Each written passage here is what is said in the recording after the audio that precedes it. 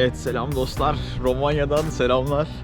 Abi birkaç gündür video çekemedim. Şimdi ben Lüksemburg'dan sonra gittim. Böyle bir havalimanında abi, Çelleroy Havalimanı'nda 2 gün boyunca kaldım, 26 saat boyunca. Orada böyle ölü gibiydim yani, biraz halsizdim falan fistan derken dedim işte sizin keyfinizi kaçırmayayım, orada falan video çekmedim. Ondan sonra uçağa bindim abi. Ta Romanya'nın Yaş şehrine kadar geldim. Buraya aynı zamanda Laşi de deniyor, Yaş da deniyor. Sağ olsun burada beni Dragos adında bir Romanyalı bir çocuk ağırladı abi evinde. 3 gün falan buralardayım, Yaş'tayım yani. Bir buraları gezeceğim, size buraları göstereceğim. Çünkü burası Romanya'nın en Romanyalı şehri diyebilirim yani. Çünkü burada diğer etnik kökenden yaşayan insanlar çok az. Yani burada arkadaşlar azınlık yok gibi bir şey yani. Burada herkes Roman neredeyse. O yüzden ben de size buraları göstermek istiyorum ya. İlginç bir yer burası da. Böyle bir uçağa bindim, buraya kadar geldim abi. Bu uçakta bildiğim böyle 50 yıl geriye gittim desem yeridir yani, harbiden. Bir bindik abi, bir indik. Böyle dünya geriledi. Yani dünyanın en gelişmiş ülkelerinden, Belçika'dan, Hollanda'dan, hatta Lüksemburg'dan sonra buraya gelince böyle sokaklar birazcık pis falan kaldı. Ama tatlı bir ülke abi, her ülkenin güzelliği kendine. Sonuçta parası olan ülkeleri gezmiyoruz sadece, bütün ülkeleri geziyoruz. Şimdi gelin size bu Yaş şehrinin abi en önemli sembollerinden olan bu binanın önündeki bir banka oturup size hafiften bir Romanya'yı anlatayım. Ondan sonra da beraber şehri gezelim. Bak böyle abi, toplar moplar her şey var burada. Tam şu banka oturup abi orada size anlatacağım durumu. Romanya şurada gördüğünüz gibi, işte haritada gördüğünüz gibi böyle Balkanların kuzey doğusunda, Avrupa'nın da güney doğusunda yer alan bir ülke. Şimdi arkadaşlar buranın nüfusu 20 milyon. Her geçen günde buranın nüfusu azalıyor arkadaşlar. Çünkü Romanya dışarıya göç veren ve doğum oranı çok düşük bir ülke. Aynı zamanda bu ülke arkadaşlar şu anda Avrupa Birliği üyesi. Schengen bölgesine değil. Yani buraya girmek için Schengen vizesi almanız gerekmiyor ama Romanya vizesi almanız gerekiyor. Yani vizeye tabi ama Schengen vizesiyle olmuyor bu işler arkadaşlar. Buraya eğer ayrı olarak gelmek istiyorsanız Romanya'nın kendi vizesini almanız gerekiyor. Ama hazırda Schengen vizeniz varsa 5 günlük, bildiğim kadarıyla 5 gün boyunca Bulgaristan ve Romanya'dan transit geçiş hakkınız var. Yani buralarda 5 gün durup ondan sonra Avrupa ülkelerine ya da Türkiye'ye dönebiliyorsunuz diye biliyorum. Bu ülkenin de yüz ölçümü 250 bin kilometre kare civarlarında, yani Türkiye'nin 1/3 kadar. Yani çok da ufak bir ülke diyemem Avrupa standartlarında. Ve zaten 20 milyonluk nüfusuyla da arkadaşlar şu anda Avrupa'nın 6. Avrupa Birliği'nin 6. en kalabalık ülkesi konumunda. Zaten Avrupa Birliği ülkelerinde nüfus dediğim bir şey yok abi. En büyüğü Almanya, o da 85 milyon. Yani o yüzden burada 20 milyonluk nüfusun varsa Avrupa Birliği'nin önemli oyuncularından biri haline geliyorsun. Özellikle Avrupa Parlamentosu'nda da eline geçen koltuklar daha fazla oluyor nüfusun arttığı zaman. O yüzden de Romanya aslında Avrupa Birliği'nin önemli oyuncularından biri diyebiliriz. Tarihsel olarak arkadaşlar Romanya şöyle kuruluyor ilk başta. Boğdan Prensliği ve Eflak Voyvodalığı arkadaşlar 1859 yılında birleşiyorlar. Bunun sonucunda da ilk olarak Romanya ortaya çıkıyor. 1866 yılında da arkadaşlar, yani birleşmeden sadece 7 sene sonra da bu topraklar resmi olarak Romanya adını almaya başlıyor. Ve 1878 yılında da arkadaşlar bizim Osmanlı İmparatorluğu'na bir şekilde bağımsızlığını ilan ediyorlar ama bütün topraklarını alamıyorlar tabii ki şu anda günümüzde bulunan. Ama resmi olarak 1878 yılında Osmanlı'dan bağımsızlığını kazanan Romanya denen bir devlet ortaya çıkıyor. Osmanlı Devleti'nden sonra arkadaşlar Romanya 1. Dünya Savaşı'na katılıyor. 2 yıl bağımsızlığını koruyor. 2 yıl tarafsız kalıyor. Son 2 sene savaşa giriyor. Ondan sonra 2. Dünya Savaşı'na giriyor. 2. Dünya Savaşı'nda önce Almanlarla beraber savaşıyor Sovyetlere karşı. 1944'te İtalya gibi taraf değiştirip ondan sonra Sovyetlerin tarafına geçip Almanlara karşı savaşıyor. Zaten 1944'te de safını değiştirdiği için diğer ülkelerden birazcık toprak koparıyor, böyle ufak bir hile yapıyor yani. Zaten belli oluyor artık Almanya'nın kaybedeceği. Ben diyor taraf değiştireyim abi. Ondan sonra taraf değiştirip komşu ülkelerden de 3-5 toprak almayı başarıyor. Bu arada savaş sırasında arkadaşlar burayı tabii ki yine Kızıl Ordu işgal ediyor. Kızıl Ordu'nun işgalinden sonra da burası 1989 yılına kadar komünist bir yönetim altında kalıyor. Ve burası arkadaşlar Varşova Paktı'nın önemli üyelerinden biri haline geliyor. Çünkü Karadeniz'e kıyısı olan ülkelerden biri. Ve Karadeniz'e kıyısı olan her ülke arkadaşlar aslında Varşova Paktı için birazcık kritik. Çünkü Türkiye'yi dengelemek amacıyla önemli topraklara sahipler. Yani çünkü Türkiye bildiğiniz gibi o dönem Karadeniz'e kıyısı olan tek NATO ülkesi. O yüzden de Türkiye'nin oyunculuğu çok önemli ve o yüzden de Sovyetler tarafındaki her bir Karadeniz'e kıyısı olan ülke arkadaşlar Sovyetler için çok kritik bir önem taşıyor. 1989 yılında artık Sovyetler yıkılış dönemine geçiyor. Ekonomik kriz başlıyor derken. Ondan sonra arkadaşlar burası bildiğin serbest ekonomi piyasasına geçiyor. Ve artık 1989'dan da 2000'li yılların başına kadar çok ciddi bir ekonomik kriz yaşıyor. Çünkü bütün sistem çöküyor bu ülkede bulunan ve hala Batı'nın da kurumları ve yatırımları da bu ülkeye tam olarak nüfuz etmemiş durumda bu tarihlerde. Ondan sonra 2000'lerin başında artık toparlamaya başlıyor. Çok hızlı büyüme oranı yakalıyor arkadaşlar Romanya. Zaten o dönemden 2018'e kadar, yani 10 yılda alım gücünü ikiye katlayabilen bir ülke. O 2000'li yılların başından günümüze kadar çok hızlı bir ekonomik büyüme yaşıyor bir anda. Ama hala ne yazık ki geçen gezdiğimiz işte Litvanya, Letonya, Polonya kadar gelişmiş bir ülke değil arkadaşlar. Bence hala çok fakir bir ülke. Özellikle Avrupa Birliği standartlarına bakınca sokaklarda yürürken de bunu anlıyorsunuz. Fiyatlar da Türkiye ile neredeyse aynı ki burası bir Avrupa Birliği ülkesi. Yani burası hala aslında bir Doğu Avrupa ülkesi. Hala o komünizmin izlerini taşıyan, çok da zengin olmayan bir ülke. Hatta buradaki arkadaşlar iş gücünde ne yazık ki Avrupa'nın büyük üyeleri kullanıyor. Buradan topluyor arkadaşlar bütün gençleri, eğitimli insanları. Avrupa'nın her yerine gidiyorlar. Oraya katkı sağlıyorlar. Yani zaten bu yüzden nüfusu çok hızlı azalan bir ülke Romanya. Ondan sonra 2004'te NATO'ya katılıyor ve böylece bu kapak oluyor Rusya'ya. Çünkü abi yine bir Doğu Avrupa ülkesi, bir Varşova Paktı ülkesi daha eskiden yine NATO'ya katılıyor. 2007'de de Avrupa Birliği'ne giriyor. Ve şu anda da böyle. Şu anda burası arkadaşlar Avrupa Birliği'nin bir parçası ama bir Schengen Birliği'nin bir parçası değil. Yani Schengen ne oluyor? Birçok Avrupa ülkesinin tek bir sınır gibi kullandığı topraklar. Yani tek bir ülkenin sınırı gibi kullanıyorlar. Burası ona bağlı değil. Yani buradan herhangi bir Avrupa ülkesine pasaport kontrolsüz gidemezsiniz. Ben Belçika'dan buraya gelirken de zaten benim pasaportuma damga vurdular. Niye vuruyorlar abi? Çünkü sen diyor Schengen'den ayrılıyorsun. Sen bizim tanıdığımız topraklardan ayrılıp Romanya'ya gidiyorsun. Bulgaristan ve Romanya hala Schengen ülkesi değil. Bunun sebebi de arkadaşlar bu iki ülkenin hala yolsuzluk endeksinde gerilerde olması ve yolsuzluk endeksinden dolayı da arkadaşlar rüşvetle insanlara vize ve pasaport vermeleri. Bu yüzden de arkadaşlar bazı Avrupa Birliği ülkeleri bu iki ülkeyi istemiyor. Çünkü diyorlar ki biz bu iki ülkeyi Schengen'e alırsak kontrolsüz göçünde önünü açmış oluruz diyorlar. O yüzden hala arkadaşlar bu ülke ne yazık ki Schengen ülkesi değil. Bir de size göstermek istediğim bir şey daha var arkadaşlar. Burada şu anda euro kullanılmıyor. Burada Romanya'nın leyi kullanıyor. Yani Roman leyi. Bak böyle. Bu mesela 10'luk banknot. Abi bayağı kaliteli bir para bak. Böyle hayatımda gördüğüm en iyi Avrupa parası. Bu 10 Roman leyi. Bu arada 1 lei arkadaşlar ya da şöyle söyleyeyim 5 lei 1 euroya eşit. TL'sini söylemeye gerek yok. TL sürekli değişiyor. Ondan sonra bak burada 1 Roman leyi var. Bu da böyle. Abi çok kalite bak. Bir de böyle şeffaf yapmışlar buraları. Çok güzel ya. Bak biri gösterdim, onu gösterdim. 50 ile 5 var bir de bende şu anda. Bir de şu var böyle 5. Bak. Bunun böyle abi bildiğin müzik notası yapmışlar. Bayağı güzel para. Bunlar böyle Roman leyi. Hala Euro bölgesine girebilmiş bir ülke değil bu. Bir de 50 var arkadaşlar. 50 de böyle. Para da Türk lirası gibi. Böyle büyüdükçe, paranın değeri büyüdükçe para da büyüyor. Üzerinde de böyle farklı anlamları var. Ama harbiden çok güzel bir para birimi var ya. İşte şöyle düşünün abi. Bundan 5 tanesi 1 euro yapıyor. Öyle düşünebilirsiniz. 4.98'e falan geliyor. Güzel bir kur bulursanız değiştirebilirsiniz. Bana sağ olsun beni evinde ağırlayan çocuk eurolarımı aldı. Bana direkt Roman leyi verdi.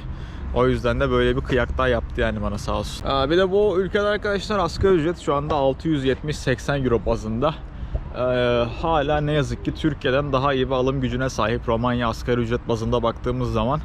Yani bu beni çok üzüyor. Yani gerçekten Avrupa Birliği'nin fakir ülkelerinden birinin Türkiye'den daha iyi asgari ücrete sahip olması beni üzüyor. Burada bir ay çalışıp iPhone 13 alabiliyorlar arkadaşlar. Bizde öyle bir şey hala yok. Ya da birçok farklı kira konusunda da alım gücümüz ciddi anlamda yerlerde ne yazık ki. Böyle. Ve buradan da bahsedeyim size arkadaşlar. Burası böyle gördüğünüz gibi burası abi Laşi'nin yani yaş şehrinin sembolü. Şurada falan böyle inanılmaz güzel bir saati de var. Şimdi burası arkadaşlar 1434 yılında belgelerde burada bir tane kraliyet sarayı geçiyor. Ama tabii ki o kraliyet sarayı bu kraliyet sarayı değil. Ondan sonra bu yıkılıyor falan derken arkadaşlar o bilinen kraliyet sarayının kalıntılarının üzerine arkadaşlar bu gördüğünüz bu binayı inşa ediyorlar. İçeride 3 müze, bir tane de kütüphane var. Burası da böyle görkemli bir kültür sarayı şu anda. Gelin bakalım içeri giriliyor mu? Bak Palatoi Kulturi diyor işte. Kültür Sarayı. Bak 1906 ile 1925 yılları arasında buranın inşaatı yapılmış. 1925 yılında da buranın inşaatı bitmiş arkadaşlar. Bak sanat müzesi var. Etnografya müzesi var. Böyle pazartesi ve salı kapalıymış. Ne yazık ki ben bugün de salı bu arada. Ben internette gördüğüm kadarıyla sadece pazartesi kapalı sanıyordum. Pazartesi ve salı kapalıymış. Neyse yarın falan geliriz ya yine. Hadi bakalım. Zaten şehirde çok gezecek yok. Birazcık da böyle yürüyelim. Size ileride birkaç tane daha göstermek istediğim yer var. Bu arada bak şu da Romanya bayrağı. Yine şöyle ikili fotoğrafını bırakırım. Romanya bayrağıyla Çad bayrağı arkadaşlar tamamen aynı. 2000 yılların galiba başında yanlış hatırlamıyorsam Çad Birleşmiş Milletler'e diyor ki hani biz diyor bu bayrakları inceleyelim, hani hangisi yanlışsa değiştirelim falan diyor. Romanya direkt diyor ki böyle bir şey mümkün değil deyip sert çıkıyor. İki bayrak da arkadaşlar birebir aynı. Yani bizim Tunus bayrağı yakındır Türk bayrağına, çok benzer. Onun gibi de değil yani, benzer de değil. Renkler de tıpatıp aynı abi. Böyle geldiğiniz zaman görürsünüz zaten. Az önce de bıraktım. Abi de bu arada lütfen abone olmayı, beğenmeyi falan unutmayın abi ya. Artık vallahi içim dışıma çıktı bunu söylemekten. Yani orada yat, burada yat, sokakta yat, otostop çek, size bunları anlat, biriktir falan derken abi çok emek var bunların arkasında. Yani lütfen destek olun abi ya. En azından beğenin, yorum atın. Alırım yorumunuzu bir tane. Önemli şeyler bunlar. Algoritma diyor ki yorum attık beğendiğiniz zaman.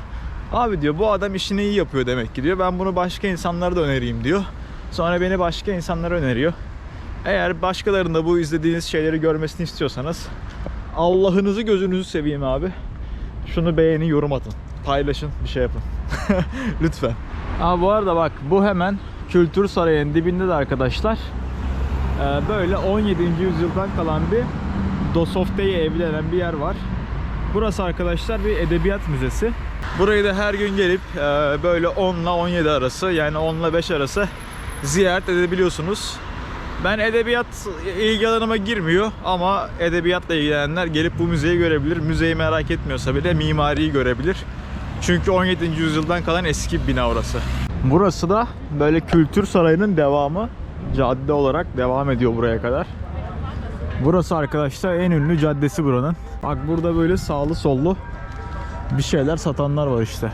Gelin bakalım neler satıyorlar. Güzel bir magnet varsa hemen alırız. Laşi magneti, Romanya magneti, ne olursa artık hiç fark etmez.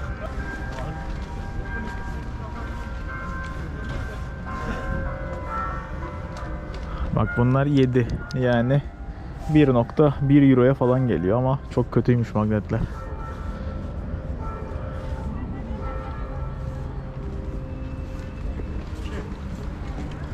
Burada da ismi özel anahtarlıklar var. Hiç modası geçmiyor ya.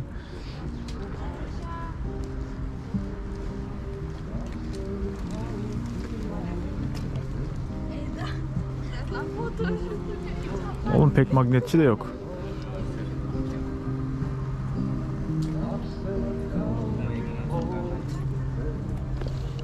Bak böyle bunlar 5 L, yani 1 euro bunlar böyle.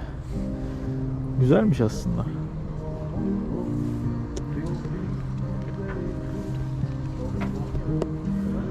Baksana abi gayet güzel ya. Daha ne olsun.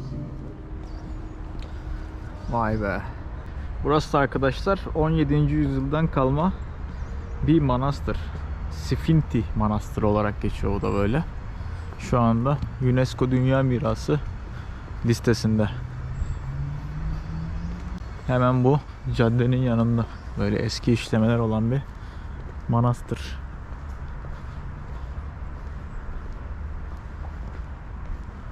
İçeride ne ayin vardı. Ayini gösteremedim çünkü yasaktı çekmek. Adamlar da abi orada ibadet ediyor, şimdi yasak diyorlarsa ayıp olmasın diye çekmedim. Ama bunu gelin görün ya. İçerideki ayin falan bayağı iyiydi. Böyle oturmuş abi 5-6 kişi. Biri böyle parmak şıklatarak ilahi söylüyor. Önlerinde de kitap var, muhtemelen İncil. Tabii o göremiyorum buradan. Böyle ilahi söyleyerek, parmak şıklatarak işte beraber ibadet ediyorlardı. İlginçti yani. Hiç böyle bir şey görmedim bugüne kadar. Ama zaten şunu unutmayın abi, her zaman Doğu Avrupa ülkeleri çok dindar oluyor. Özellikle bu Slavik ülkeler. Tabi bazıları da hiç olmuyor. Mesela Estonya, ama Estonya Slavik değildi. O yüzden aynen Slavik ülkeler dindar oluyor diyebiliriz. Gürcistan özellikle benim gittiğim en dindar ülkeydi bugüne kadar. İnanılmaz dindar bir ülke abi. Her yer kilise ve orada böyle Konya gibi düşün yani. Hani böyle çok da haddini aşmayacaksın, yoksa uyarıyorlardı yani. Çok ilginç bir yer. Abi burada bir kumarımsı bir oyun var ama izliyorum bakalım, daha çözemedim.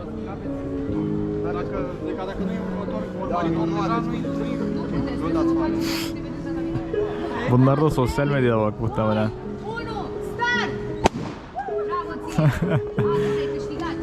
para çıkıyor abi ya.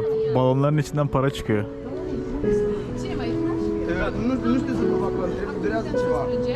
Abi çok ilginç. Hello. Yeah. Hi, how are you? Yeah, I'm good. Abi çok iyi ya. Yeah. Have a nice day guys. Abi çok iyi ya. Öyle video çekiyorlar, işte biri patlatıyor, içinden para falan çıkıyor. Hangisini istersin diye soruyor falan herhalde. Öyle bir muhabbet var yani. Burada bir abimiz sanat yapıyor. Güzel sokak ya. Abi ben şu oyuna takıldım ya. Bu nasıl bir oyun ya?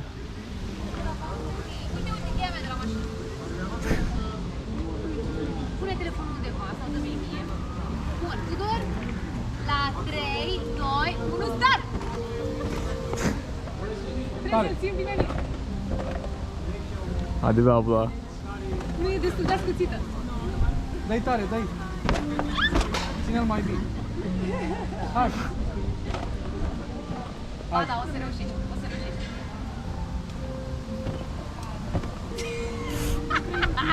Ține-l așa. Ține-l de braț. Abi ya, Știu că bu nasıl bir oyun? nesperiat că bubuie, dar ia. Yes! Bravo! Felicitări, ai câștigat 50 de euro. Abi 50 çıktı içinden. N-am văzut bilețelul. Bir de mesaj. Ia să vedem ce ai câștigat. 2, pe da domnul e Încă o dată. 3, 2, 1, Bak abi direkt indirir ha. Wow. Herkes önce paraya gidiyor. 50 de Önce mesaja git. bilețel pe care scrie Abi muhabbet ettik. Bak böyle Danya Shawarma. Bunlar asıl TikTok'ta daha ünlüymüş. Bu çift. Çift galiba bunlar. Tam olarak anlamadım. Bak böyle. Bak böyle içerik falan üretiyorlar abi. O balonların da içinde, eğer Danya Shawarma'yı TikTok'ta takip eden insanlar varsa aralarında, onların böyle balonu patlatmak oluyormuş. Balonun içinde de parayla not çıkıyor. Notların içinde de bedava shawarma kuponu falan oluyormuş böyle. Öyle yani. Dedim işte ufak dedim benim kanal falan, dedi büyür merak etme dedi, işte devam etti ıvır zıvır öyle. Öyle yani bildiğin bizim Enes Batur'un Romanya versiyonuna denk geldik. Vallahi başladı ışıltılı sokakları buranın. Şurada da bir de arkadaşlar şu arka sokakta ne deniyor ona, ulusal tiyatro var. O kadar işte. Burada aslında gezilecek yerler çok da fazla bir şey yok arkadaşlar. Romanya biraz nasıl desem size, kıt bir ülke bu konuda. Ama bence gelip görülmesi gereken bir yer. Çünkü buraya geldiğin zaman abi ister istemez kendi ülkenin kültürünü anlıyorsun. Sonuçta burası yüzlerce yıl Osmanlı tarafından kontrol edilmiş bir ülke. Ve birçok da arkadaşlar ortak kelime var yani. Hani masa, kapı, çorap, perde, bunların hepsi ortak kelimeler. Bunlar zamanla iki dilin arasında gelip geçmiş. Çünkü dil akışkan bir şey. Böyle yani. Bence Romanya'ya gelip buranın insanlarını, komünizmde neler yaşadığını görün. Baksana bak, böyle bir mimari var. Çok saçma bir mimari ama işte bu komünizmin sonucu. Komünist zamanlarda bunu havalı buldukları için böyle bir şey yapmışlar. Baksana, bildiğin Hong Kong'un o apartmanları gibi. Uçsuz bucaksız bir apartman.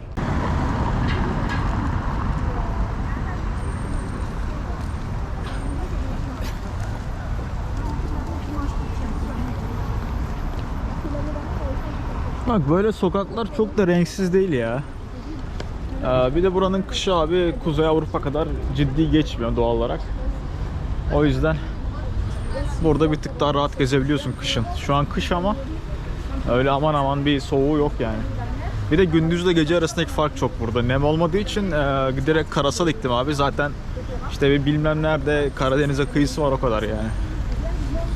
Bak şurası da böyle exchange office.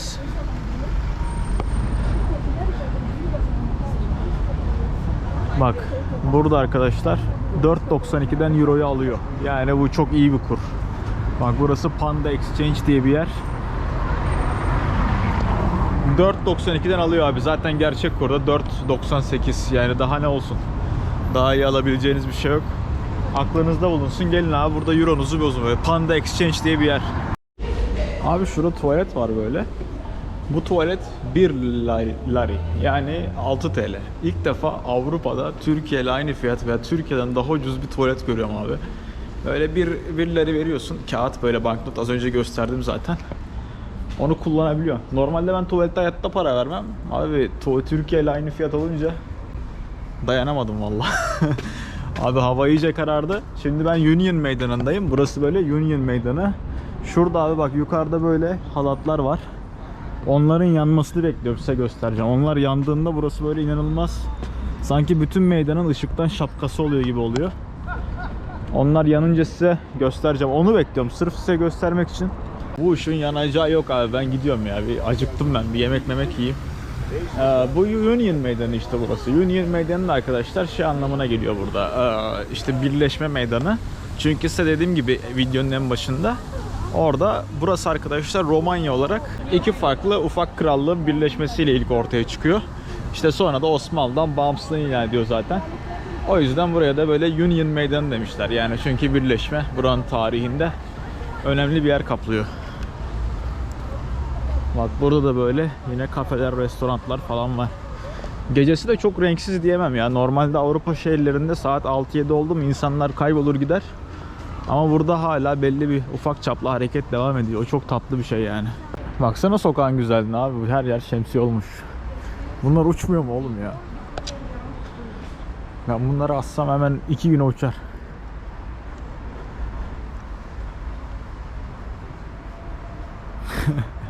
Belki de çok rüzgarlı bir yer değil o yüzden. Oğlum çok güzel duruyor baksana. Perfetto. Yapıyorsunuz bu sporu ve Romanyalılar. Hava karanlıkken de cool duruyor burası ya böyle. Böyle işte ışıl ışıl hayat devam ediyor abi. Öyle ultra bir soğuk olmadığı sürece insanlar geliyor burada alışverişini falan yapıyor. Neyse Laşi bölüm bu kadardı. Hadi bakalım kendinize iyi bakın. Sizleri seviyorum. Abone olmayı, beğenmeyi işte unutmayın abi. İzleyenlerden Allah razı olsun bizi izlediği için, desteklediği için. İşte kimi övüyor, kimi sövüyor. Sövenlere de nalet olsun. Övenlerden de Allah razı olsun. Öyle hadi görüşürüz. Kendinize iyi bakın. Hadi abone olun ya lütfen. Hadi bay bay.